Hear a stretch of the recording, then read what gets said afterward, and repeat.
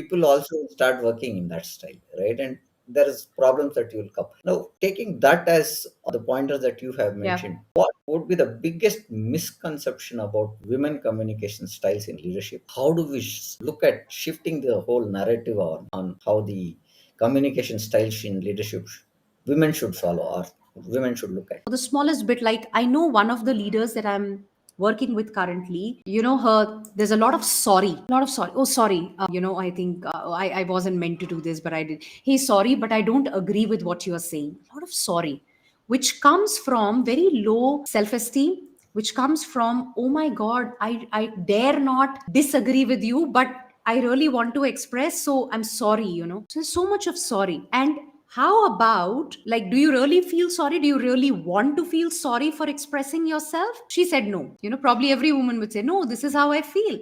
Great. Then what could be an alternative language where you express yourself and you do it powerfully? And that's where a sample or an example what came up was, hey, I what you said, thank you for that, but I have a different perspective here. Can I go ahead and share that? Yeah. So the shift needs to happen in the inner being. Like, how am I showing up? That inner work needs to happen. I see a lot of women and men too, but yeah, since we're talking women, a lot of women focusing on, let me up my communication skills, let me work on how to speak better. Good, that's very good to do, but please go down and work on the foundation first.